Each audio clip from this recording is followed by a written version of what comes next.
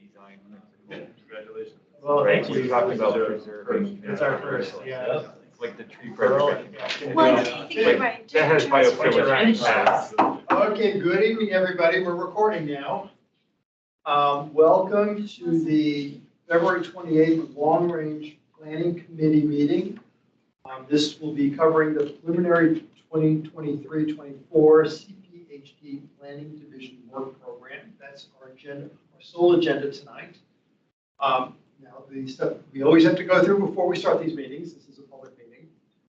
We're holding this hybrid public meeting, which enables remote electronic participation as legally authorized by the Code of Virginia per the Planning Commission's electronic meeting policy adopted on July 7, 2022. Do we at this point have any planning commissioners who are attending remotely? Haven't seen any. If you do, raise your hand right now. Okay, that helps.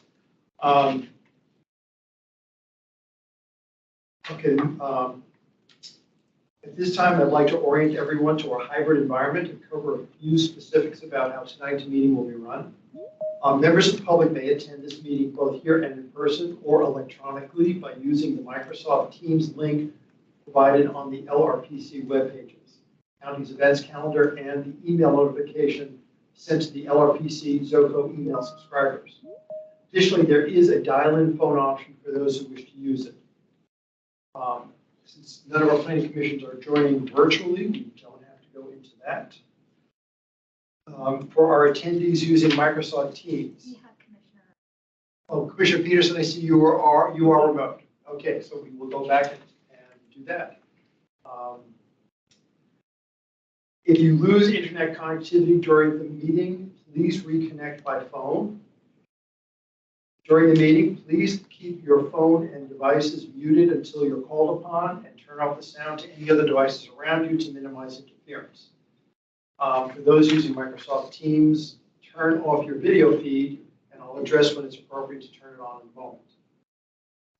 The meeting chat is active for two purposes: for participants who need technical assistance and for other attendees to pose brief clarifying questions to the larger audience. While these will be monitored, they will not be formally acknowledged. Staff may address these comments as appropriate. The Teams chat should not be used for the discussion or for any inappropriate statements.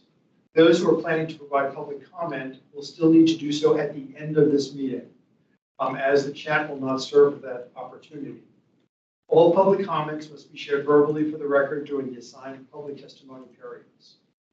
And I remind everybody in the room to speak up, speak slowly, and speak clearly, and to the microphones which are hanging down from the ceiling here, to allow anybody who's participating virtually to hear you clearly. For planning commissioners, those who are participating virtually who wish to be recognized to speak on an item during the meeting, please turn your video feed on and raise your virtual hand in Teams. If I don't notice it, staff will. They will monitor that as an indication that you'd like to speak. Other notes to members of the public, if there are any here who'd like to provide feedback and comment. This is not a public hearing, unlike our planning commission regular meetings. Public's comment is at the LRPC chair's discretion. After the committee discussion is concluded, we will have the opportunity for public comment tonight. You'll be called on to speak at the end of the meeting if you've registered in the chat to speak of tonight's agenda item. Speaking time allotted will depend on the number of speakers we have this evening. It's usually around 2 minutes. I'll call for speakers at the end of the meeting, and I'll ask Ms. Chowdhury here to let me know if we have any virtual attendees who would like to provide a comment. She will acknowledge any speakers in the Teams chat. Please indicate in the chat if you'd like to provide comment, and your name will be added to the list of speakers. Members of the public attending virtually will speak first, followed by the in-person attendees. When virtual attendees are called upon to speak, you must unmute yourself by clicking on the microphone icon that's located on your meeting command bar. The moderator does not have the ability to unmute you. You have to do it yourself, but you will be muted when your time has concluded after the 2 minutes. Lastly, oh, by the way, as an alternative, public comment is available and may be provided on the public comment form posted on the LRPC webpage. Finally, this is a public forum. Tonight's meeting is being recorded and will be posted on the county's website. All information associated with tonight's meeting, whether written or spoken, is subject to the Freedom of Information Act requirements. Thank you. That concludes the preliminaries. And now, let's just go around the room to see who's here. By the way, I haven't noticed that Commissioner Peterson is walking over. Why don't we start with our star of the evening? Thank you, Jim. Good evening, Anthony Busarelli, Planning Director here with Arlington. James Schroll, Planning Commission. Elizabeth Garrett, Planning Commission. Leah Bagley, Planning Commission. Chris Cryer, Supervisor, Urban Design Section. Jennifer Smith, Comprehensive Planning Manager. I'm Aaron Schreiber. I'm the current Planning Manager. Anika, Leo Sarley with the Planning Commission. Anika Chaudhary, LRPC board. Okay, thank you. And now why don't we just get right into the meeting, which means I turn it over to Mr. Pusarelli, the Planning Director, to give his presentation. Thank you, Jim. Good evening, everyone, and thanks again for being here tonight and allowing us to present to you all the preliminary draft work program for 2023 and 2024. This is the best way to.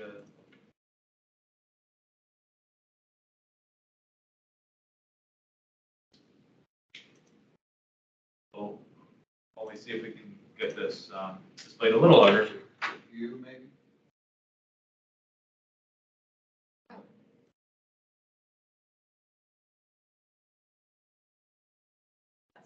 That's great. No. Just please, Commissioner Weir is also on the line now. All right. Thank you.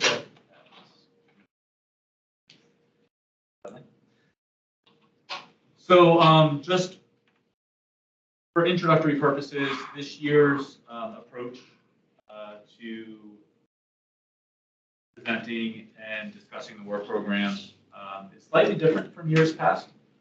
In particular, in terms of how we are engaging the county board. Most years in the past, there's been a separate work session exclusively on the CPHD Planning Division work program for the year ahead and beyond. And then there's been a separate budget work session with the board, typically focusing on CPHD's budget and also often in tandem with community planning, housing, and development in tandem with DHS or Department of Human Services. This year, the approach is going to vary in that the work program materials will be presented or included in the materials going to the county board for that budget work session, which just for informational purposes is on the afternoon of March 9th. And then there will be some time set aside during the 3-hour work session itself for that presents an opportunity for conversation, discussion, or questions about the content and information in the work program materials. So something slightly different from what we typically do in years past. I think there's a variety of reasons for that. One of the key reasons from our perspective that this would be a feasible approach, particularly this year, is the content we're about to walk through is largely an update from last year's work program. I think as we go through this evening, you'll see a lot of projects, a lot of initiatives that were also on the work program last year, but there have been meaningful and significant updates as it relates to status, as it relates to timing, and timing of work that will be upcoming. So with that framing, we're happy to be here tonight to really share what our current thinking is before the budget work session with the board on March 9th. We have a relatively streamlined presentation also compared to previous years. focusing in on the core of our work, and look forward to addressing any questions and taking any comments or feedback that you all may.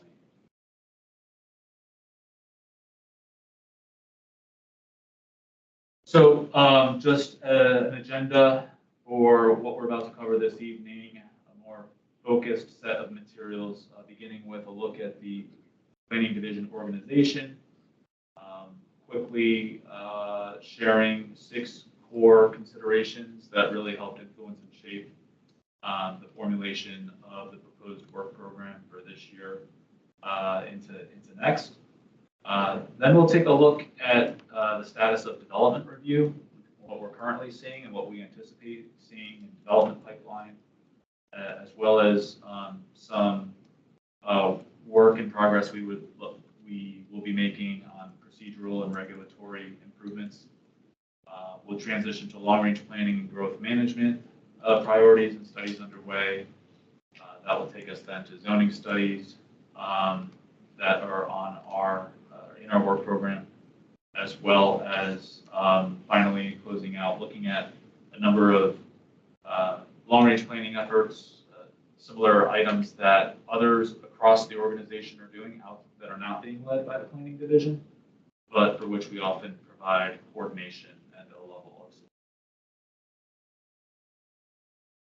Starting with the organization, depicted here really is the structure and personnel comprising the planning division in community planning, housing, and development. So as I think all of you know, that the division itself is one of 6 divisions within CPHD. And as a division, we are organized among 3 core sections or teams. We have the current planning team, managed by Aaron Schreiber, with further support for the site plan team within that arm provided by Section Supervisor Matt Pfeiffer. We also have comprehensive planning, managed by Jennifer Smith, with additional support for the comprehensive planning work within that group of Section Supervisor Kelly Brown. And within urban design, we have a team that provides an array of support to both current and comp planning, as well as many others beyond the division and the department. And that team is led by Section Supervisor Chris Kreider. All of us are able to stay on track to the best of our ability in large part to the great admin support we get from Joanne Harrison, who's a management specialist, as well as Gisela Johnson, who many of you know as in her role as Planning Commission clerk, supporting the work of this commission. I will note, and it may be possible to pick up here, when at full strength, we currently have 30 full-time positions, FTEs, in the division. At this moment in time, we have 4 vacancies spread across current planning and comprehensive planning. We are actively working to fill 3 of those vacancies.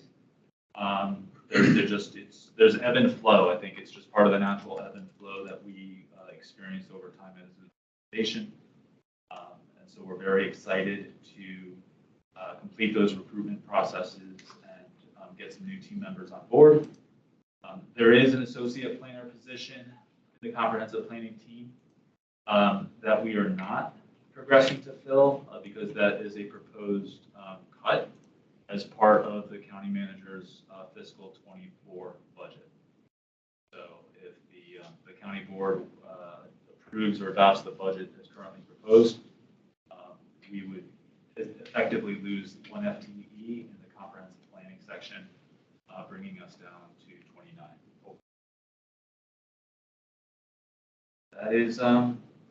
That is where we are as an organization.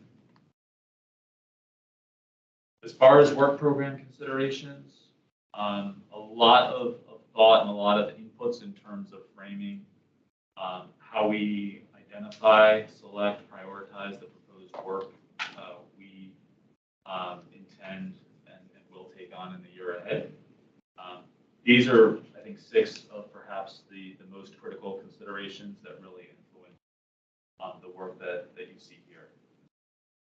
We have a lot of non-discretionary work, and in this year in particular, as it relates to development review, whether it's site plans or use permits, admin change requests.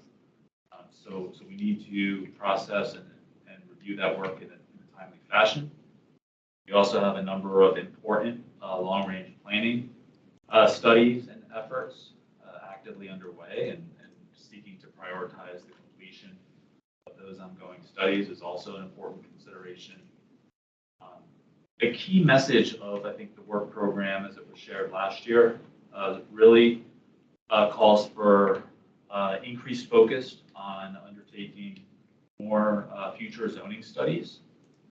As we move forward, as we start to wind down some of these long-range planning efforts and we regain some capacity, focusing more of that capacity on zoning studies to really help get our regulations really current with the visions that are set forth in our various long-range plans. The importance of racial equity and applying a racial equity lens to all the work that we do, how we select that work or how we propose the work that you see here in the work program, and then the process and outcomes associated with that work is something that we're continuing to apply on a more consistent basis, as well as additional training at the staff level across the organization on racial equity will help strengthen our ability to do so. The fifth point, I think, is clearly a point that you all have experienced on the Planning Commission in particular.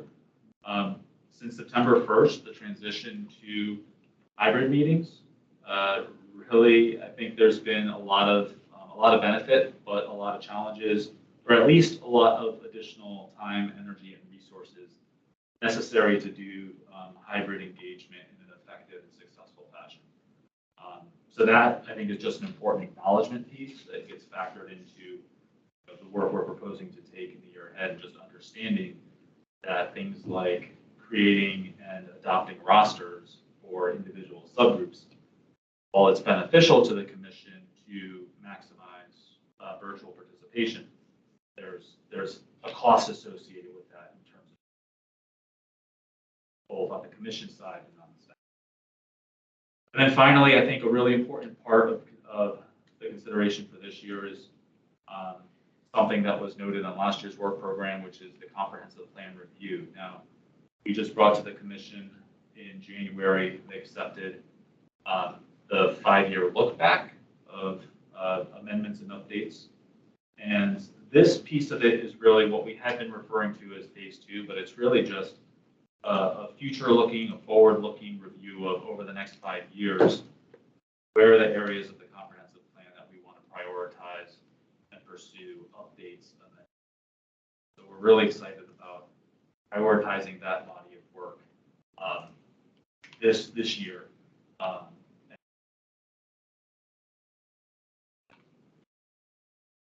Moving into development review, recognizing that text is so small, you can't necessarily see the individual names of the projects, but I think the broader message is there's a lot of lines of text there, and there's a lot of projects.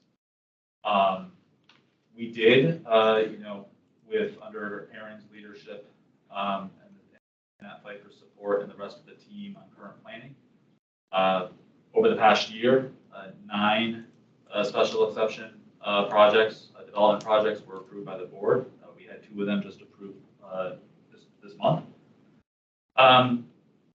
When we take stock of where we are currently with the number of active site plan applications, those under preliminary review, the conceptual site plans, and the number of anticipated site plans, which are plans that we expect will come forward based on information from a variety of sources, we are looking at a total of close to 34 projects total combined. Now, will we see all of those come forward as site plans this year? Probably not. But if we don't see some of those this year, we'll probably see them next year at some point as well. And when you just do a year-over-year comparison, that same estimate would have sat at roughly 22 February of last year compared to 34 of this year. So looking at almost roughly a 50% increase. If all of these do materialize and we see them, that will create some challenges and opportunities in terms of how we staff the review of all that site plans, and we may need to look beyond the current planning team to provide additional support where needed, which may have some implications on other work that may not get done. Also in the area of development review, a number of ongoing priorities on procedural and regulatory updates. So there's an important update with the leadership of Matt Pfeiffer in particular, getting the most recent set of the standard site plan conditions updated. Looking ahead to 2023, a number of additional important updates that we are excited about, including an update to the 4.1 administrative regulations document. Not so much partly in the arena of development review, but we are having ongoing discussions and looking at options to refine how we approach the special glove study process, really coming out of some of the discussions, particularly with Courthouse West last year. There's been internal discussion, and both with certain applicants, on looking at flexibility for some of the select conditions in the standard set that in concept would entail more administrative flexibility on the timing of certain milestones and achievements as it relates to permitting. We can certainly get more into that if there's interest, but that just gives you an example of the type of, an additional type of improved alignment that we are looking at. I think commercial resiliency as an initiative has been something that the commission is pretty familiar with now through a number of zoning studies. So when we look at the major versus minor site plan amendment thresholds, as well as looking to achieve more consistency between site plan conditions for entitled projects or build projects and the policies of the retail plan from 2015, that also, those two items also fall within that larger umbrella of commercial resiliency and are things that we are looking to prioritize for this year. As resources and timing permits, also would like to undertake updates to the landscape standards, which may be a late 23 or early 24 endeavor. And then finally, temporary residential to hotel conversions, which certainly has been a topic of discussion in the past few years. This was an item where the budget, the board included some dollars for consultant support to assist the completion of this work sooner rather than later. We are still looking at beginning of the scoping of that work has not yet happened to date. And so at this point, that body of work would be looking for a target in 2020. The category of ongoing work and priorities, just continued coordination on implementation and advancement of permit Arlington. Just this week, a big update with additional permit types, POs going live. I think that completes, and Aaron could correct me if I'm wrong, I think that completes the customer-facing portion of that body of work, which is a significant milestone and huge achievement. And then a lot of the work that staff on Aaron's team and Chris's team and Chris himself manage on a regular basis in terms of admin changes associated with development. And if anyone's wondering, there are not 45 slides here. There's really just 10. So just wanted to clarify that. You want to shock us, right? No. The long-range planning work, first of all, I think it's important to look back at doing some major sector plans or sector plan updates for Pentagon City. Really important updates that are really helping to development review and public investments and improvements in those areas, as well as the completion of the Courthouse West Special Glove Study. Looking at 23, missing middle housing study, which the commission heard in December as an RTA, and we'll be hearing again next week for action. We will then be bringing to the board later in March for their consideration. Assuming the March timeframe for action, in the first quarter, we would be moving in the second quarter to endeavoring on some work to really get informational and permitting documents in place. It's currently stated in the staff report, our proposed effective date for expanded housing options development would be July 1. And so we would take the second quarter to get everything in before that July 1 go live, if you would. Also in the second quarter, we'll be bringing to the commission and board the 2000 North Glebe Road Special Glove Study. We are advancing work on the future of outdoor dining study, and so taking lessons learned from the TOSA program and updating our guidelines and aspirations, and ultimately some of our regulations for how we manage outdoor dining here in Arlington. As we look at the third quarter ahead, we see the plan Langston Boulevard, the plan itself, but also current thinking is the implementation to come forward with the plan. We have been having Jen and Natasha and others on the team have been thinking critically about how to bring both of those pieces together, and we are currently exploring options on what those tools look like, how we could leverage existing tools. So a bit more work to be done on that, but we are targeting Q3 for the plan to come forward to the commission and board for consideration, and our intentions are also with that implementation as well. Spoke a little earlier about the comprehensive plan review update, the forward-looking piece of it, building from the phase 1 review that we just completed. The Barcroft property or Barcroft track redevelopment, we have a team of staff continuing to work closely with housing and economic development and J.R. Lynch on really moving forward from the master financing and development plan that they submitted to the county last fall. But there's two components and really two areas of work that we're coordinating with them on. Part of it is their long-range planning for the overall property and where do they see conservation happening and preservation and with renovation, and where they see infill or redevelopment opportunity.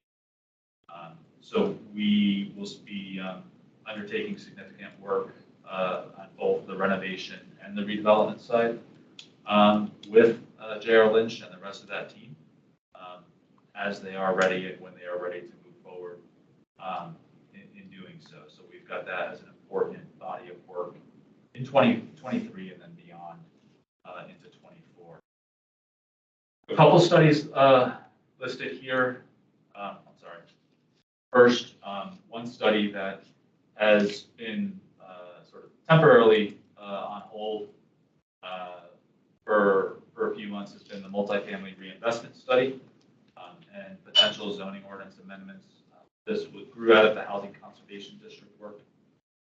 This really is looking at the RA districts through much of the county. So we are excited about the opportunity to revive that work later this year as we regain some capacity and resources after completing other projects.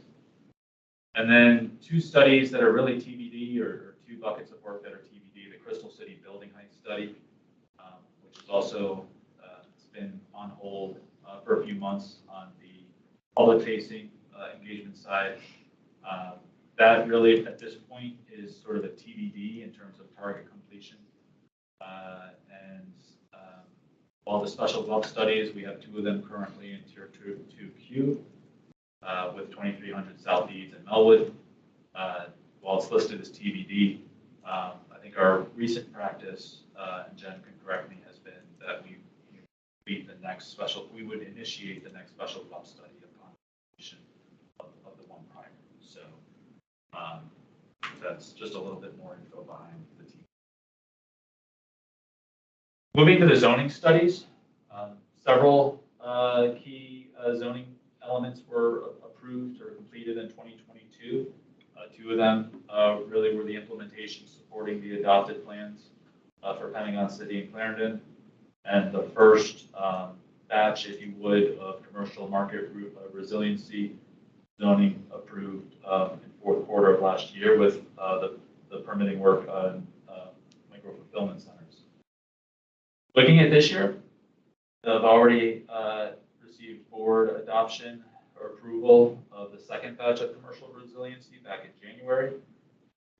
In March, the stormwater management and public spaces master plan implementation number 1 will be coming back to the commission next week, next Monday, before going back to the board for action later in the month.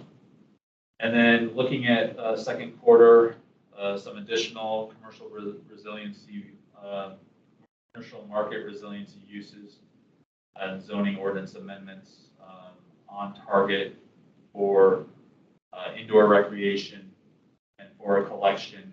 An advertisement is advancing for a collection of other uses within that larger umbrella, such as flex R&D, shared kitchens, ghost kitchens, food delivery, etc. So, and though not listed on this slide, there may be additional commercial market resiliency zoning studies that may emerge and after they're identified later. As we complete the policy and guideline work on the future of outdoor dining study, we anticipate there will need to be certain zoning amendments to support the implementation of that work. So that is on here as well. In addition to the 2nd phase of public space master plan. So just a little bit more info on the public spaces master plan, which last year was presented, I think, in one category, an acknowledgement that it could be phased. As Jen, Nick, and the team, as we work with DPR staff, really gotten more detailed in terms of the phasing of that work in the individual components. So the 2nd phase for later this year would really look at providing a use permit flexibility mechanism for parks, the way that APS has had one for school facilities for the past few years, before getting to the 3rd phase of PSMP work we'll talk to shortly. But that is here as well, in addition to a few other technical corrections and zoning map corrections and updates. Those are items that are being led in part from the zoning district, at least on the zoning division on the technical corrections side. And I should also mention that while listed here, the commercial market resiliency work is listed here.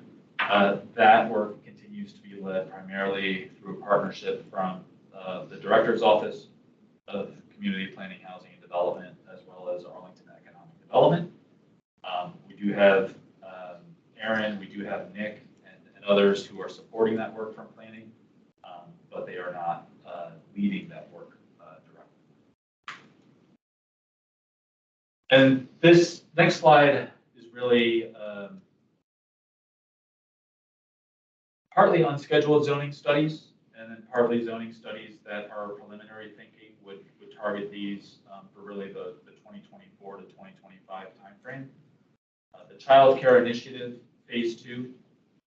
This is another body of work for which this year's budget, there were consultant dollars included to help advance this work.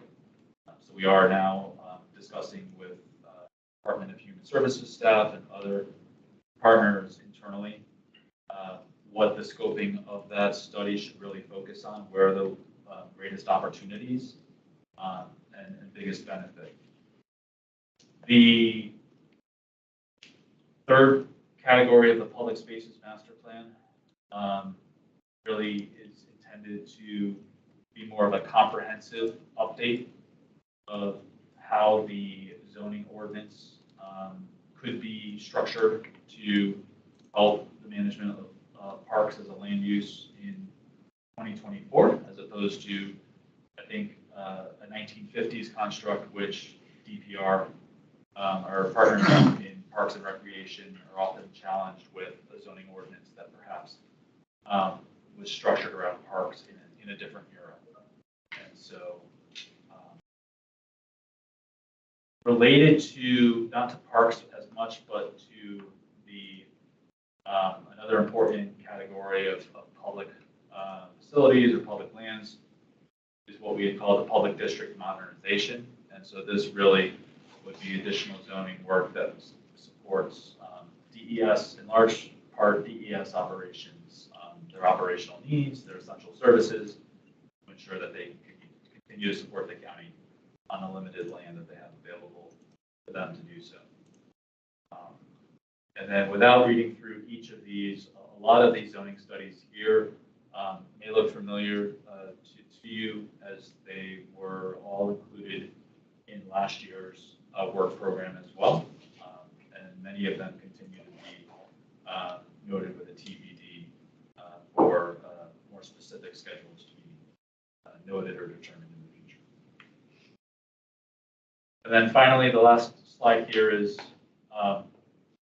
probably not a fully exhaustive list of planning initiatives that are currently being led or soon to be led by others outside of the planning division. So whether it's DPR leading the Forestry and Natural Resources Plan, our partners in historic preservation bringing forward an update to that plan, and as another example shown here, the Master Transportation Plan update, which has not yet commenced, but has been identified as something, an update that will be initiated in the near future. These just represent a number of other important long-range planning works or program policy updates, again, being led by others. But I think it's safe to say that our team provides a level of support and, importantly as well, coordination for some of these items. With that, that concludes, I think, the overview presentation, and happy to address any questions here along with the team, and yeah, welcome any feedback and discussion. Thank you, Mr. Pizzarelli. So it's now open to the committee, and Commissioner Scholl is first. Thank you, Mr. Chairman. And Mr. Pizzarelli, thanks for walking through that presentation, and I'm glad staff's here, so thank you for all being here as well. A few kind of reactions, I guess. Just a couple quick comments and then a couple questions for you. Your slide 3, which has up the org chart, I don't know if you're intending to share any of this with the board or at other public meetings, but it's not readable at any distance, unfortunately. And so I would suggest, perhaps remaking that slide, if you are intending to use that. It's good to hear that you're, while this is up, that you're trying to fill those vacancies. I know staff capacity is often an issue and one that we're not always as familiar with, so it's good that you're filling those. That's great. Also, things that I'm good to see that the temporary hotel conversion is on the work plan, so that's great to see as well. With respect to some of the long-range work, mentioned the refinements to the special club studies. I'm wondering if you could kind of, and I know that's future work, but I was wondering if you could elaborate what your current thinking is about what that study might entail and what your kind of initial conversations have been about what potential changes might occur to the special gov study process. Certainly. I might start with sort of a high level and ask Jen or Kelly to add additional thoughts. But I think really, I think the fundamental question that we've heard in response to some of the recent special glove studies has been partly the level of time, but also the level of detail associated with, the documents that are sort of the output or the deliverable of the special glove study. And I think it raises the question of should that level of intense resource and time and detail be undertaken for a specific site, and then further have that like adopted as policy for a specific site. And I think we certainly heard some comments and perspectives on, the challenges associated with special glove studies when they're focused on a single site as opposed to a larger area. But that said, one of the, I think, things we've been thinking about has been, are there instances in where a special glove study would be appropriate or necessary, and perhaps other instances where it might not, right? Where we perhaps can go back to an approach before the 2007 or 2008 resolution to really decouple them. So that's, I think, hopefully a high level kind of, start to a response. I might ask Jen or Kelly if either of them might want to share just a little bit more information on some of our current thinking, recognizing no decisions have yet been made, but we will be advancing that work shortly. Sure. Kelly, I'll get started and you can jump in after me. But, I think that we want to be continuing to think about how we can conduct these studies and at least have an opportunity for dialogue on the preferred land use vision before, perhaps before we see the, fully the details of an application. But, continuing to think about how we can do that in a way where, we aren't waiting multiple years, to get to studies. And I think that that's, just like what Anthony had mentioned, in terms of we're looking at primarily whether the land use plan should change or not. Do we need to get into as deep of a set of information and details as we have in some of our past processes on a specific site? So while I think that there's great interest in that, that's something that we are continuing to explore in terms of how can we conduct our processes, get feedback from community members through the LRPC venue, and really be thinking about the sort of the higher level policy land use guidance. And perhaps we are signaling some additional detail on some key components of what we would be looking for from a project, but may not again go as deep as say an 80 to 90 page report. So one of the things that we are continuing to explore is how can we streamline our reporting mechanism, being conscientious in terms of what information and discussions are occurring with LRPC. We're trying to be efficient in our meetings, and that's helpful having good partnership with you as we go through the LRPC meetings. Those are just a few examples. And Kelly, I don't know if you have anything else that you want to add. I think you all covered what I was going to share. So happy to follow up if there's other questions. Yeah, so that's helpful, everybody. So maybe a little bit of feedback as you go into that study. One is, I think it's important that we're conveying consistency in this approach across the county. And I think one of the things that's been tough is there has been, I think, an internal shift within CPHD about how you might want to change these studies going forward. But that hasn't completely materialized until an outward shift about how we're communicating That's one. Second, if you do want to make these processes quicker, then I think it's incumbent on staff to be developing the tools, resources, communications tools to really communicate what's a special club study, what are we talking about in these that we aren't talking about at SPRC, and that's staff's job, I think. And the planning commission can help with that, and the planning commission sharing those meetings. But I think the staff presentations I think really need to hammer home that. Margaret and others who are doing these studies have done a great job of that. But I just don't think that there's the timeline piece or like the flow chart diagrams. I think things like that can really help communicate. And hopefully I can be part of that. I guess another question on this is, are you at all thinking that changes to special glove studies could free up staff time for other long-range planning along the corridor, updating outdated sector plans, looking at the bullseye? I mean, is that part of where you're going potentially, or? Yeah, I mean, I would say yes in part, right? So with, we recognize that the amount of staff time and resources invested in a special glove study is probably more than it needs to be in most instances, right?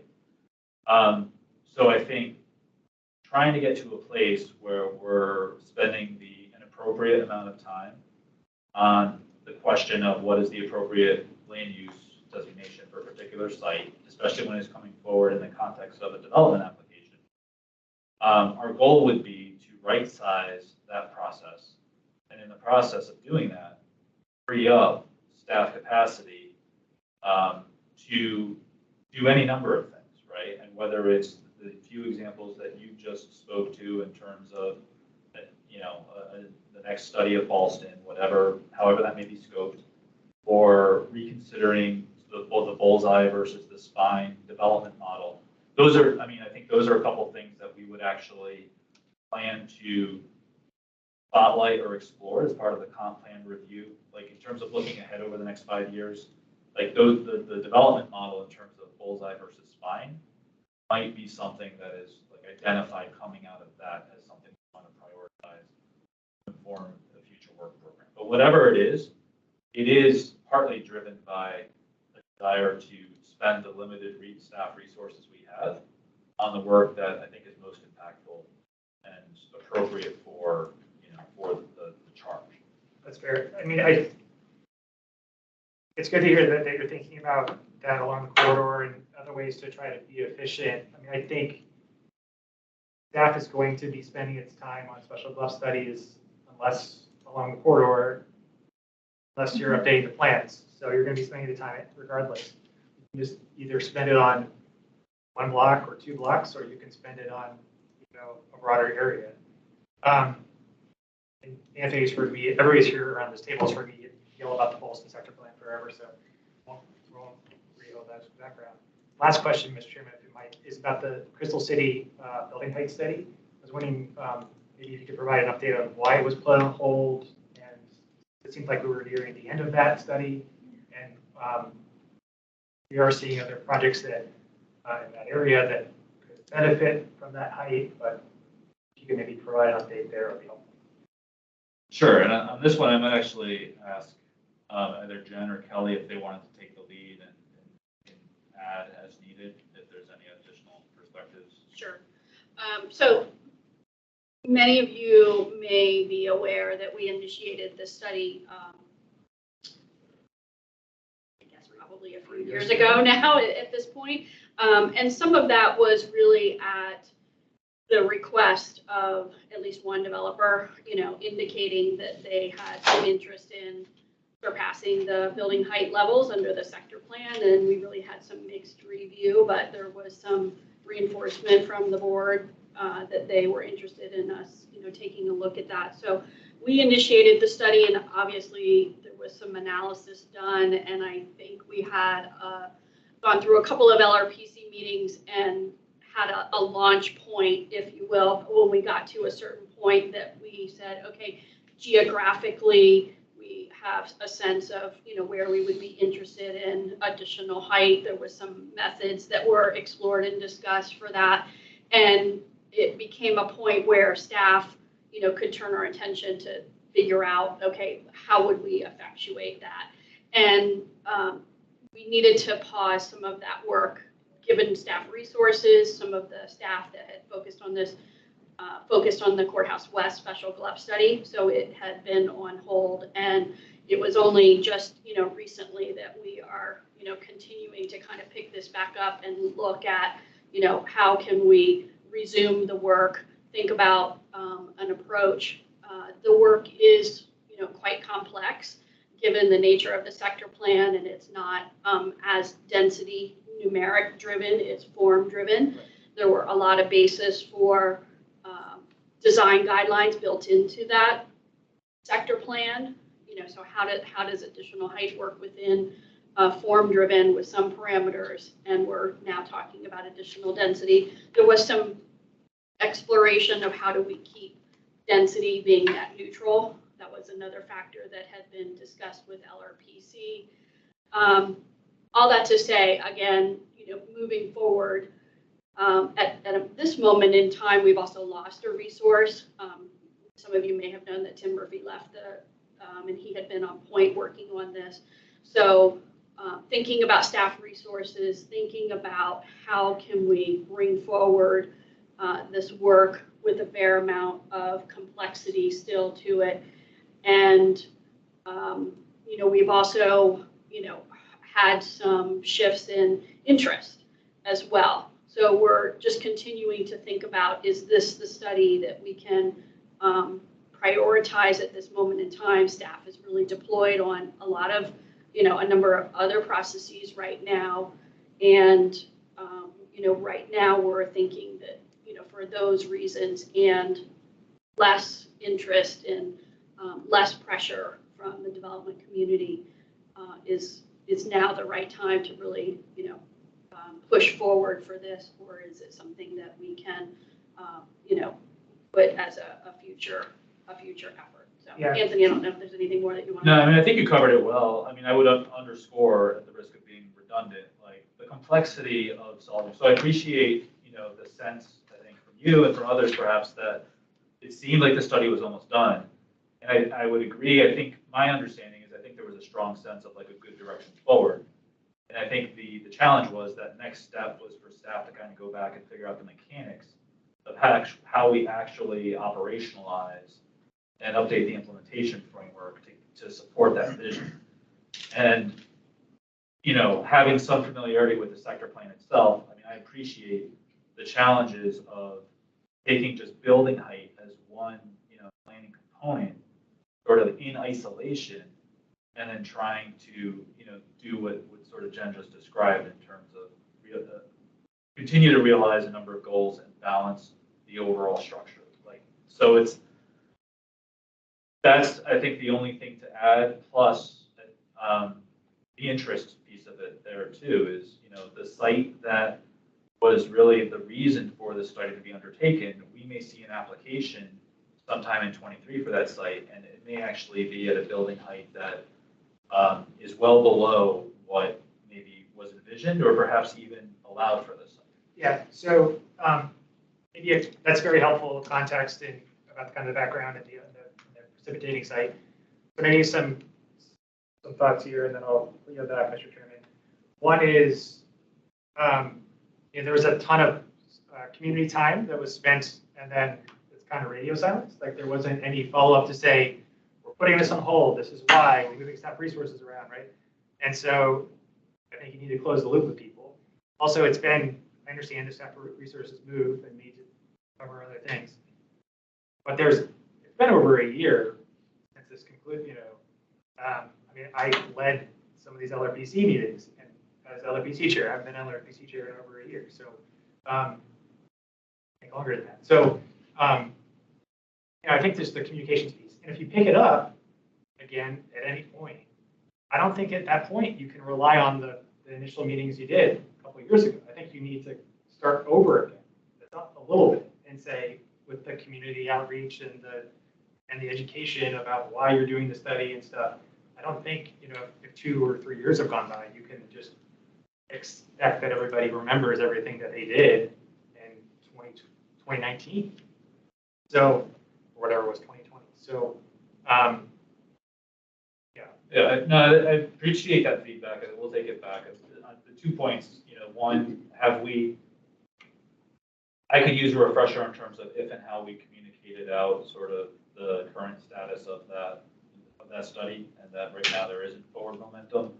And Kelly, if there's something that I'm not remembering that, we informed that we sent that communications out, please chime in. But I do think that the other piece of it if and when we do pick that work back up, I think your point's well taken. We may want to think about, are there creative ways in which we can, could staff put together a video recorded presentation or something that just reorients and refreshes everyone to what the study was about, the work that was accomplished, that, doesn't require another meeting for everyone to kind of, gather around a room just to be reminded. But I think we can certainly explore, options that might help address some of the feedback. yeah, I don't want to micromanage how you do that. Something. All right. Yeah, I Otherwise, want to associate with Commissioner Schroll's comments on this, because the LRPC, special clubs are proliferating, and they're in planned areas where that was never envisioned that special clubs were going to be there. And come back to, we have planned areas that are way out of date, and that's what's forcing this to happen. I think it's just going to keep gaining more and more momentum because these plans are so old that conditions have changed, and not surprisingly. And not surprisingly, property owners are going to come in and want to say, well, I want something different, and they're going to be applying for special clubs. And as Commissioner Schroll said, it's going to snowball. So we really need to get ahead of that and put the special clubs back to where they vision for the unplanned area. Even with those being chair of LRPC, I can see now when you go to the unplanned areas, the communities there have no idea what these are about. They have no understanding of what a tier 1 is and a tier 2 is. I've had to spend a good amount of time sitting down with people and say, this is what it is and this is what it isn't, and they still don't trust it, they don't believe it, they want to get into SBRC text. So it's a very frustrating process. It takes a lot of work, not just from you, but from us too, in order to get the communities to fully appreciate and understand what's going on. Anyway, that's an internal comment on that. I have a whole bunch of things here, but I want to hear from others. Are any of the other commissioners? First, I guess Commissioner Guerin and Commissioner Peterson. And there's something? Commissioner Bagley? Not yet. Okay, then her. Okay, one by one. Commissioner Guerin. Thank you. I am also happy to see some of the things on here that we've raised over the years, like the update to S3A and the Y Hotel, the residential conversions to hotel. I would like to ask that we do get some guidance on that before we see another one of those. Our last one we had was very frustrating for us to see. I concur with the glove refinements, but I feel like with the way we've done gloves has changed over the last few years, and it feels like several years ago, we really were focused more on what might be appropriate for the site, and somehow the developers seem to have had a larger and larger position in these discussions so that it does end up being more like a pre-SPRC. And I'm wondering if that's making it a little bit more complicated as well. The last 2 points I have are related to each other. One was a question about staff changes, because there are some names I don't see up on the chart, and I'm surprised by that. And then having to do with updates. So there's a lot of things that are proposed to come forward on here. Landscaping update, the residential conversion guidance, Plan Langston. So it'd be helpful for us, I think, to know when there are changes that are made or when there are updates, because we'll get questions from the community. And if Michael Cullen is not working for the county anymore, I'm still getting questions from the neighbors, even though the Y is on hold. I had asked Michael to be the point of contact. I don't want to misrepresent anything. But to find out now is a little bit frustrating for me. I've been suggesting people, you need to run that through Michael. As I understand it, that's on hold. So that's where I am on that. Can I just respond to that? I think that's a really fair comment, and I think we can, I mean, we went a long while with, I think, really strong stability and little, if any, change in division. And as mentioned earlier, just with ebb and flow, we have had some recent changes. We can absolutely consider how to better communicate or more timely communicate that to the commission. I sure didn't know either. Well, Michael's last day with planning was last Friday.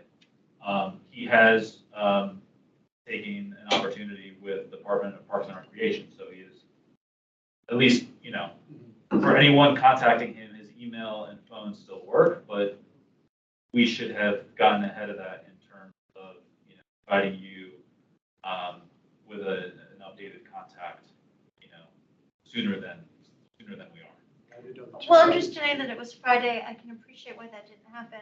I think I just want to take a moment also to reflect. When I started on the Planning Commission, my sense was that we didn't have the somewhat more collegial relationship that we have with staff now. And I really would like to see that continue going forward. We have a much younger Planning Commission now, people who can't always they don't always have the time to come to every meeting or do the deep read. So we're relying more on staff and seeing that more of a partnership. So I guess I want to stress that's the underlying reason why I'd like to see some of this happen, but trust that you will find the right way to do it. Thanks. Mr. Peterson. I also had a few questions. The first was about, you mentioned, and I apologize if I got this wrong since I came in late. You used to have a separate planning meeting, but now you're doing that planning meeting as part of the budget review, right? For this year, yeah, there was most previous years, there was a work session specifically focused on the planning division work program, and in addition to the budget work session. Okay. This year, there's going to be some time carved out of the budget work session, I think really to allow the board to engage with staff and commission leadership on questions or comments related to materials that we send out as read aheads. So just, is that a little bit confusing for the community if the budget sessions are based on the fiscal year and this work is based on the calendar year?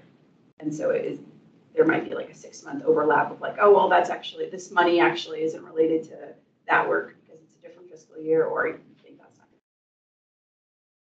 I mean, I can't say it won't be confusing to anybody in the community, but I think that anyone who's been sort of following, work of the planning division over years and, what is included in a work program, we frame it as a fiscal year or 1.5 year time frame. But a lot of the work, doesn't get completed in a single fiscal year, right? But I view it, at least personally, as the perspective I apply is, what is the prioritization that we'll be spending the next 12 to 18 months really focusing in on either work completing, concluding, wrapping up, or what's the next up priority? What is that next project that we really need to initiate? As it ties exactly to the start and end of the fiscal year, I don't think is a detail that, at least from our perspective, is all that important. Okay. And then I saw your very long list of projects that we have. I'm very familiar with the SPRCs. And then that kind of being paired with like, and we're losing an FTE.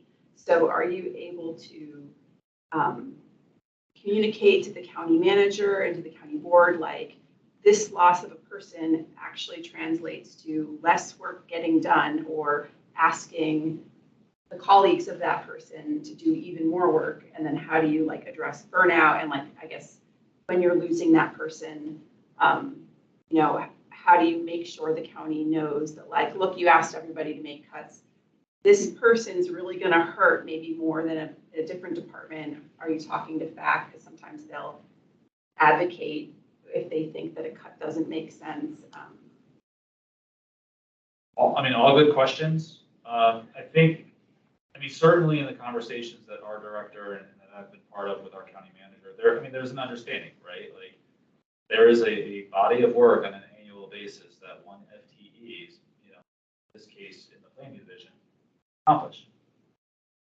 you lose that FTE, you lose that capacity.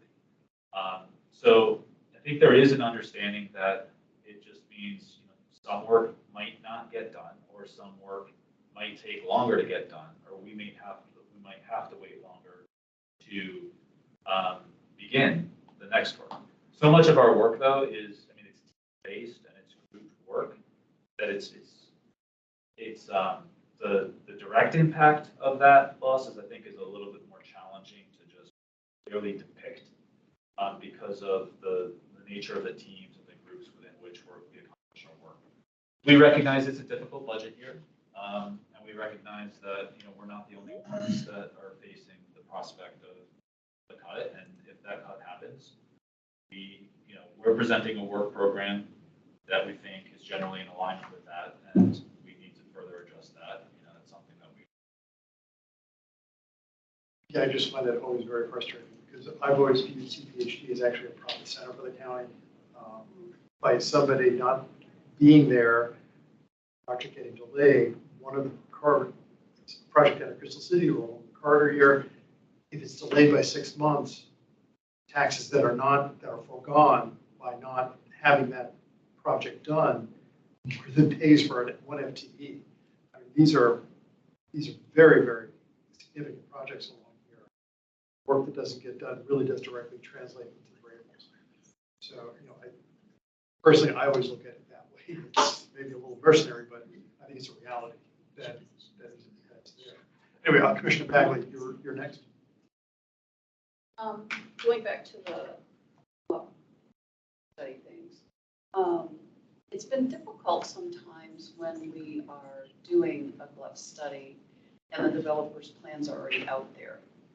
And it just lends itself to becoming a little bit more of an SPRC when you're in that situation. I don't know, and this is just observation, but I don't know if there's something that you can do in the process so that it's not happening like that. And again, I don't need an answer for that today. It just makes it difficult. The first one that I sat through, some people in the community knew, other people were like, I didn't know there was a plan out there. Where do I find it? And then you couldn't find it so much. So it doesn't make people feel good that they're really part of a process if there's already a plan out there and then they're just there. Now, I will say there's some plus and minuses. Yes, sometimes when the GLUP turns into an SPRC on the other end of that, by the time you get to the SPRC, a lot of the stuff has already been done. And there's not arguing all that stuff. There is a community disengagement, however, and I've noticed it, going back to GLUP studies that I had to sit through as a community member. When you get to the GLUP part, you've got all these things, you spent all your time, you've given up your life and your part-time stuff to go and do that. When you get to the next process, half the notes don't actually get there. It's not part of maybe there should be a video for that when you get to LRPC or something, just to say so that, there's different planning commissioners that sit on all of these. So if you're lucky, one of the projects that we had in my neighborhood, she had sat through the whole process. So the notes that, all of us had killed ourselves on, and especially some of the neighbors who were directly impacted, really felt like, what the heck, until she said some of the things that carried it forward. So I think in the process of this, if we can, as we're looking at all of this, and I don't think it's necessarily a huge amount of money or a huge amount of time or whatever, but just from a community standpoint, if we're getting people to be engaged, you don't really want them, and some of them get so frustrated by change and whatever, you really don't want them to feel as though all the hours that they spent on phase 1 doesn't get to phase 2 and then phase 3 is maybe forgotten, maybe not remembered or whatever. So just some observations that as you're in this that we think about. No, thank you for sharing that. We can factor that into the thought work.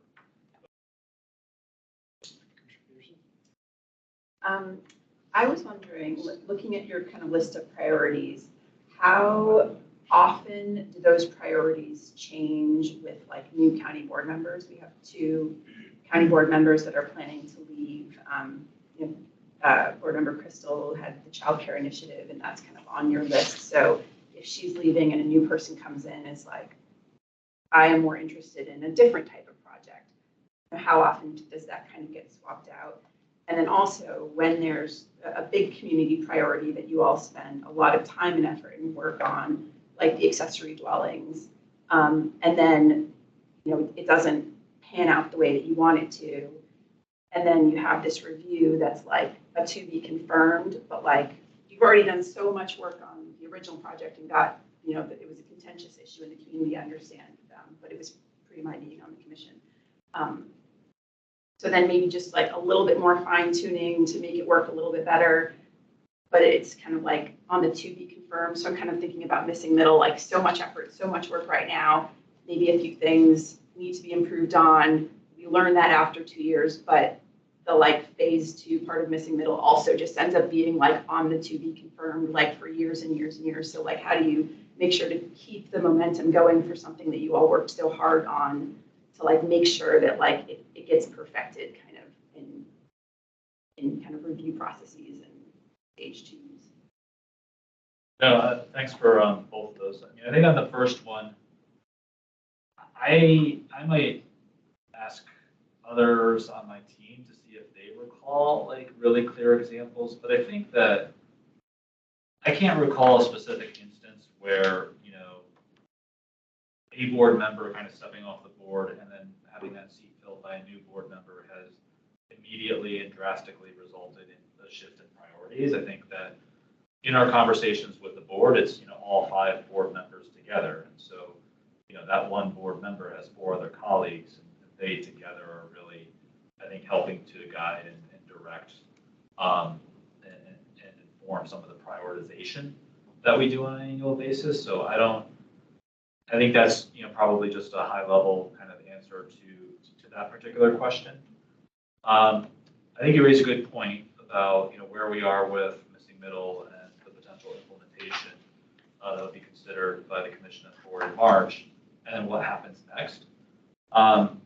Accessory dwellings is an interesting example. I will just note that with accessory dwellings, in addition to the original approval in the late 2000s, there have been, Jen, I believe, 2 rounds of amendments that have further, and both of those, were partly, the objective was to kind of address key issues, but then also in the process, they further built in more flexibility and allowed more opportunity for accessory dwellings to be realized. And I think with the third one that I think was approved in 19, with that one in particular, we've seen a big uptick because that was the amendment that allowed new accessory dwellings to be built as detached buildings. And so we have had accessory dwellings on the list here. So this is the 4th review. This would be, and it almost, I think, might be viewed, and Jen or Kelly could correct me if needed, but it might be viewed as just something to, as an ongoing sort of parking lot item. And there may be a tie back to the affordable housing master plan. I don't recall, but that there was from an implementation standpoint, just something to continue to monitor. With expanded housing development that could be implemented beginning next month or July 1, we are having some pretty robust conversations about, the tracking and monitoring of that development. So we have equal, if not better, data on that than we did when we were beginning the beginning of stages of tracking accessory dwelling. So that together will help us, I think, in subsequent review of what's working, what could be improved, and then how do we know. I would just add to the question about different priorities. I think one of the things that you've talked about, given your ongoing conversations with leadership in the organization, is do we have capacity to take on things when they come up, and how they were derived. But I would say that the commercial market resiliency and the Barcroft opportunity that presented itself very recently were things that hadn't been on the work plan and were to some degree added by board direction, board interest, and some other things. So this is a very fulsome work plan, but I think we are trying to be efficient where we can and knowing that, some things may come up that, we just don't know about sitting here, tonight. So we just wanted to add that. No, I appreciate you noting that, and I'll just briefly make a tie back to it. And that is part of the reason why some of the other studies, in this case, like Crystal City Building Height Study, the pause on that, I think, is partly informed or influenced by the needed work, the necessary important work on Barcroft, which wasn't necessarily on our work program a year ago. So as priorities come up, there are implications because of the finite resources. Commissioner Sarli, I'm going to take then Commissioner Atkins. I just wanted to associate myself with the special glove concern, it feels a little bit like it's a lacuna, right, that you're trying to fill in, and I think if we're aware that there's this planning need, right, we ought to plan so that it's sort of break glass in case of emergencies, right, and so I just really want to emphasize that and second that, and I won't add it. The one question I had was a little bit of a curiosity on the 34 projects that are coming up. Is that some sort of a lag? Is there like a reason for that we aware of? And is that what we should expect next year, or are we seeing some sort of a bubble? As we know, Aaron, I mean, he's been chomping at the bit. CFP has perspectives based on his conversations. I think those are good questions that have come up in some of the previous discussions we've had about this, but Aaron, what insights might you have to offer? You're right. I mean, it is a larger volume than what we're used to. I would say that all but 2 of those projects are residential. We have 1 office building, we have 1 institutional building.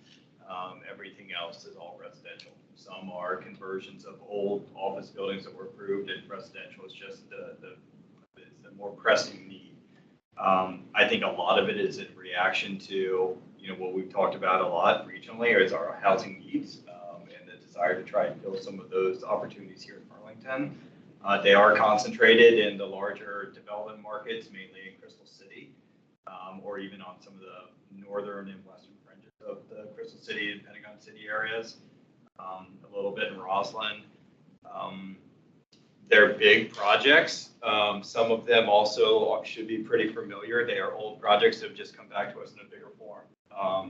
The Inn of Roslyn, the NSTA site, these are projects that have been around for a while, just haven't been built. They're getting bigger. I wouldn't expect this trend to continue too much longer because that's each of these projects, I mean, it's a significant amount of units that are going into the pipeline. How many of those are actually getting built? We're seeing them come pretty quickly, but that's a lot of units that we're tracking. I can't envision those all end up coming online in the next few years, but I would assume a lot of it is also dependent upon just the general conditions of the market. We know that Amazon's going to occupy Met Park in the next few months. When they turn their attention to Penn Place and how much they're actually going to occupy there, it's going to have a ripple effect on what's happening on the east side of Route 1 in Crystal City. So there's a backfill effect. And so a lot of it is going to be dependent upon how some of those trends continue. We cannot get through those 34 projects this year. We know that. There are some high priority projects in there that we know need to get through this year. And as you guys have talked about, we do have staffing resources. People are getting moved around a lot. We have some pretty talented associate planners who are stepping up and helping out a lot. But we're also reaching across to other areas and finding assistance if necessary. And Aaron, could I just one point on that too? Aaron, if memory serves me, I think a few years ago, part of our budgeting work, leading into budget-related discussions, like we did like a 10-year look back. Mm-hmm. And I think if I recall, and be curious if you remember differently, like I think there was just natural, like there is with sort of our staffing over time, like there's just natural ebb and flow. I don't think there was any like consistency in terms of, a best fit average flatline for a similar number of applications. I think we had some years where they were really high, some years that were really low. And I would expect that, this number is just another kind of data point in that trajectory.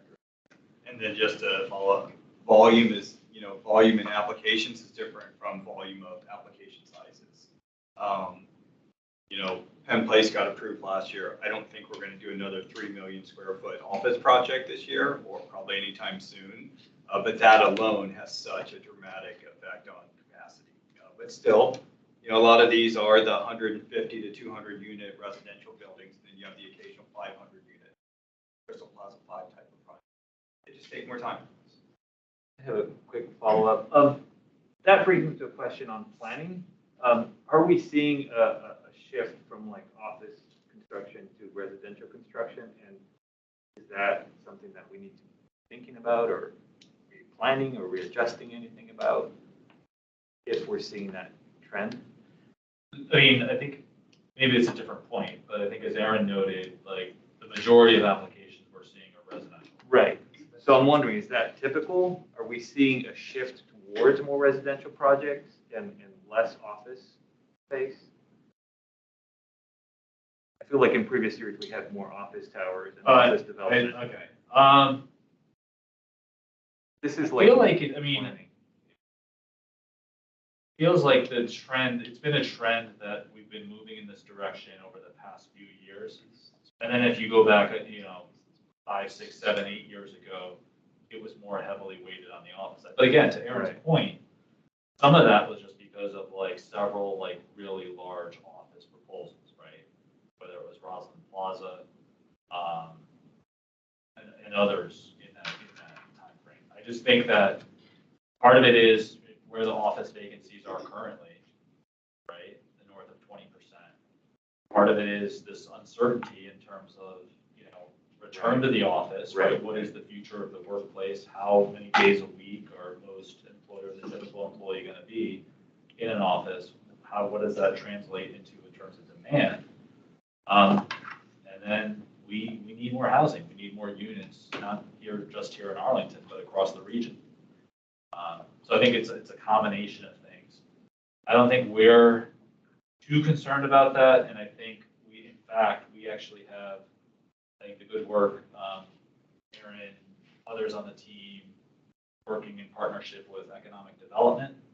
Some of the administrative guidance that was developed a few years ago on the consideration of office conversions for other uses, I think was a really important foundation to sort of reinforce, like, where are the locations where office is really important in our plans and we want to bring it, and then where can we be more flexible in terms of really important question. Thank you. I have a couple, and then go to Commissioner Aaron. First, I want to acknowledge that both Chair Patel and Commissioner Muir are here online. I have a couple of things. I had understood that Plan Langston Boulevard was supposed to be completed for June, July, with implementation by the end of the year. You're now looking to merge those into one. You're saying by the end of the third quarter, that means board action in September. That what we're looking at now for that item. So it's really one item. Plan Langston Boulevard needs to be finished. We certainly are aiming to complete the planning process as soon as we can. We are finishing up digesting a lot of the feedback that we received, pretty extensive feedback from the PCP that was shared, and given a lot of discussion and input that we've heard about interest in, what mechanisms can implement, the vision that we're thinking about. We are exploring that, and we, think that we'll be able to marry that up. But, we still really need some additional conversations internally, but that's what we're targeting right now, is that we would be showcasing the implementation tools along with the plan. Now, whether there's, resounding, unified support for all of that, we'll have to cross that bridge. We're targeting Q3 at the moment, and that's going to require getting a draft plan out on the street, this spring, so that we can, share that with the community and go through some additional engagement. And, whether the glove tools and the zoning tools are literally, ready for action right at the same time as the plan, or they are just, tracking right behind. I think that's something that, we need to continue to look at. But you're expecting the actual plan itself, that was forecast to be wrapped up in June, July. Are you still expecting that will be released as scheduled, and then it could be just while implementation tools are being fashioned to fit with it? Is that the idea, or are we lagging on the actual plan itself? Well, I think, again, we want to release the draft plan, and of course, it's going to need to go through the request to advertise and the adoption timeframe. Sitting here right now, I think that that's going to take us into, Q3. So that's July to September. We're aiming for that. And will the implementation be showcased as part of the plan and the strategies? I think that's what we're targeting right now. Whether they are ready for, full action concurrent with the plan, or perhaps, again, lagging behind, I think still puts us at a time frame earlier on the implementation than what we have originally communicated. We, never until really now have we said that we were going to be ready and able to approve implementation tools with the plan.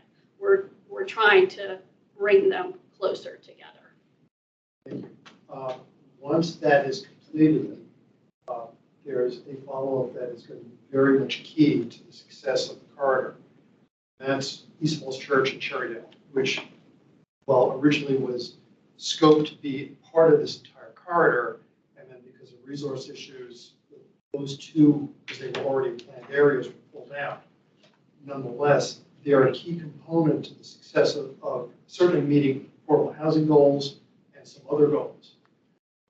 Those communities, I think, are at this point understanding and ready to have them revisited, because the development in both those areas is not really happening as expected and hoped for when those plans were adopted 15, 20, 30 years ago. This is a time it is actually right that those neighborhoods, I think, are on board for an update. We'll also see what's going down in Falls Church, just across the border from East Falls Church, where there's amazing development that's happening right now. It's very, very active, and East Falls Church is missing out on it. A huge one. That was sort of a shock to the system that it's not working. We really have to start putting into the plan somehow that those to have, and certainly East Falls Church is probably the first priority, just because it's a TOD. There's a lot of developed properties there that are ripe for redevelopment. The existing plan really isn't working properly. And we can get more units out of East Falls Church, including, most importantly, affordable units, than we are out of all the projections like for 10 years worth of this development.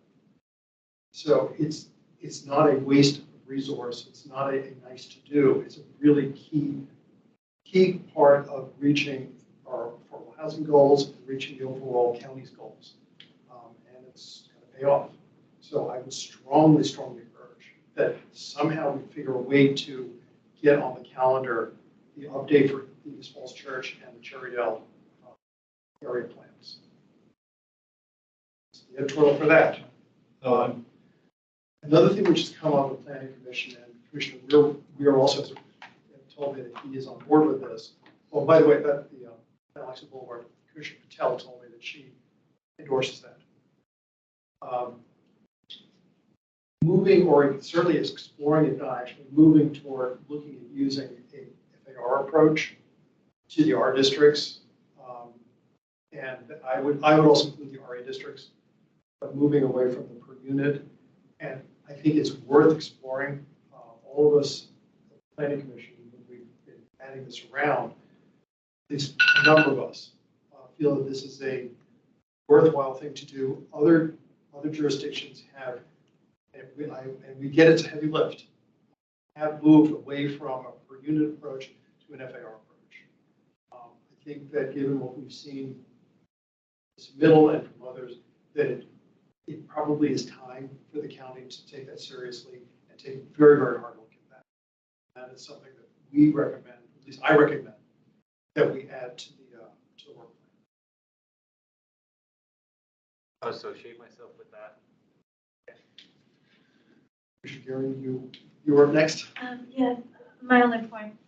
I would love to at some point have an update as to the projects that we've approved that don't seem to be moving, like Marriott. I'd just like to know what's happened and if we could expect to see that go forward. I know it won't come back to us, but. I think in some instances, we'd like to know what's Oh, happened. okay. as well. And that's an answer. That's an answer. Okay, I do not anticipate any activity on that Yeah. until a new purchaser probably rescues it out of foreclosure. okay. However, the site plan, assuming the General Assembly acts on another extension, assume that it's going to get some new life for whomever, but we've had absolutely no contact with the out-of-state. Hearing that is helpful, thank you. And I Yeah. just wondered, because they were in I get such asked a rush about to it. get that approved, right? Yeah, I get it. I know. Yeah, we get asked about these I do. things, right? That'd be a shame. That's a Norfolk property for 10 years. It's our gate, literally our gateway. It is a Yeah. gateway. I mean, someone's gonna buy it. Yeah, but that team was very enthusiastic. Oh, We had yeah. high hopes after Right. that. It's too bad it was such a thing with the biofilm. Yeah, they had great design. I mean, someone could buy it and still use the design. Oh, yeah, and that's happened. Well, it's less likely that it You're could proud. happen. Well, does the site plan stay with it if somebody buys it? I mean, other than you, there you go. Depends on if that's what they're purchasing. I think it's usually a 5-year period, right? That one is actually set to expire this, in July, but again, we're assuming the governor just signs the next extension. It's probably, I forget what the term is, it's probably another 2 years, past July. I've known of projects in Arlington that were entitled and then they sat for almost 10, like the Beacon in Clarendon. That, my understanding, flipped like 3 times and then they built it exactly as it was Aaron, entitled. they can last 10 years? Yes, site they plan? can, if they go back to the board for extension, Okay. or what the General Assembly has been doing since the 2008 recession is they've been routinely granting extensions. So that's why you're not Okay. seeing these extension Yeah. requests come back to the board. Right, That's a thank standard you. site plan condition, right, about the extensions? Yes, Right. they Yeah. typically have a 3-year term, Yeah, that's but what I again, the thought. General Assembly action supersedes any local authority for an expiration term. Commissioner Bagley? Yeah, I just have I was happy to hear that you are exploring or doing further study on data collection and reporting for ADUs, especially as we're on the doorstep for missing middle. Seems to be a gray area, or too gray, I think, for some of us. So I'm happy to hear that that's moving forward. Yeah, missing middle is really going to demand a lot of tracking. All of us are going to be extremely interested in seeing how it plays out and what's actually happening on the ground.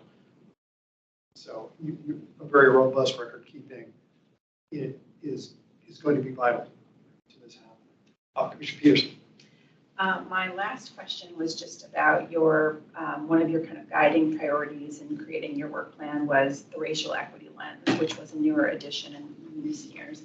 So how do you apply that to your projects? How do you measure if it's working? How do you make sure all of your staff are, using that rubric to weave that into their projects? I know I felt like with missing middle, it was something that was consistently throughout the process. But so how do you make sure that's true with other projects? Those are all great questions, and I appreciate them. And it's something that we're continuing to, I think I mentioned earlier, staff, a lot of staff training and development going on, focus on racial equity. So each staff member, starting with sort of really the manager and supervisor level, and then ultimately working its way down. But all staff are going through various cohorts of training modules on racial equity. In the planning division, I think we're approaching it from a variety of perspectives. I think some of the work we are advancing now, you mentioned missing middle, that's a good example. Multifamily reinvestment. commercial resiliency, depending on how you like what you're actually looking at it and how you think about its implications. A lot of the work we're advancing, I think there are inherent sort of racial equity opportunities, actually, benefits depending on the missing middle. The staff report was issued both, I think, with the RTA in December, and again for this month, had a racial equity analysis, which really, I think applied a critical and thoughtful look at data and looking at sort of the community conditions and how it relates to the opportunities. So a little bit of work on the long range piece. On the development review side and current planning, something that Aaron has been working closely with his team is on the review of individual site plans and developing the staff report, but then also in negotiating community benefits, really kind of identifying and highlighting, what community benefits might the project be providing that really help advance some of the equity goals, right? Whether it's committed affordable housing, whether it's public improvements, transportation improvements, other community facilities and amenities. So I think we're still in the process of working to establish a more consistent approach to that. But something I'm really excited about is some of the early conversations we've had as a team about this comprehensive plan review looking forward. You all know that how our comprehensive plan is built is basically a compendium or collection of 11, is soon to be 12 individual elements, right? But we have the essential guide, but we don't necessarily have like an overarching kind of element that ties everything together. So in some of our early thinking, we've discussed an opportunity to maybe think about some type of introductory or framework element that can tie everything together. And then also in the process, like really fill in the gap in terms of some really current and timely goals, initiatives, values that are important to the county today that maybe aren't necessarily as evident throughout all of the comp plan as they could be. One of them being racial equity, public health being another, just to give a few examples. So I think we're really thinking holistically about how we can incorporate, how it informs the work that you're seeing on our work program and we'll see on future work programs. And then there's always the community engagement side of it too, which is something we're continuing to explore and improve the process too. Great support for what you just said. I really support that idea of sort of having a master plan for the comp plan, because I think that's one of the things that's difficult, where when kind of latch onto it as a community member, sometimes it's difficult to see where the hierarchy is or where the priority or how you approach it. So I think that would be wonderful. So I really commend you and staff for thinking of that. Well, I think we'll be excited later this year as we get that work underway and can engage, the LRPC and others in, further getting input and feedback into that concept. Commissioner Steinberger? In the vein of asking about sort of individual projects, I was the featured guest speaker at the Raycom Civic Association last week or 2 weeks ago, and they asked a lot about a project I wasn't familiar with because I think it had come off the radar at some point, and I was looking for status update. 1616, yeah, anything. I didn't know anything about it. Yes, so as you're probably aware, I mean, it is on hold at the developer's request. Okay. They were responding to some issues that we had or concerns that we asked them to study regarding some road alignments, and I believe that Monument Realty has taken a step back from that project, and they're pursuing other ones that they have in the vicinity.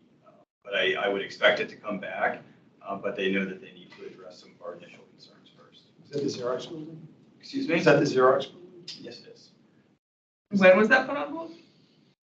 Oh, it's been at least 6 months now, I would say. I believe Monument has a couple other projects that are now getting started, also in the Roslyn metro area. Real problems with the design of that one. Commissioner Bagley's project. There were some challenges. It was, I think it was yours, I and I had a switched meeting you about off. it or This not. one's on Yes. hold. Yes. I didn't even, Miami Beach. Thank you. Any other If you ever comments? want access to my spreadsheet, I have a spreadsheet of all. that'd be really helpful. I would Yeah, love that. Yeah. Definitely keep doing Don't that. you, You're all don't you doing give that. it, don't you give it every, we meet every? I only filter for you all the ones that are active, coming preliminary or coming soon, but there's like 2 more categories. Yes. Other comments, questions? I think that's it. Last chance, they're all here. Fingers are control. I would be remiss if I didn't thank staff for putting the S3A study on the look ahead. So I know I've been asking about that for a while, so thank you. Yep. I saw that. First person I thought of, I saw that up there. Commissioner Gear mentioned it, so. Okay, if there, do we have any public speakers, Ms. Chapman? Okay, so with that then, I think, and final, Commissioner Weir or Patel, your hands are up, are not up, so I assume you have no further comments. If they stay down, I will assume that. Otherwise, I think that we're pretty much wrapping up for the evening. A little bit late, but pretty much. Thank you very much for everybody who showed up, and thank you, Mr. Fusarelli and planning staff. It's been a useful evening, and good luck with the meeting. No, thank you, and thanks for all the feedback and input. We will be taking this back. It may not be possible to take everything that was suggested and add it into this year's work program, but we will, as we always do, kind of, maintain a list that of items that, can work their way into the work program when the opportunity presents itself. So thank you so much. Thank you. Good evening. This meeting is now officially adjourned.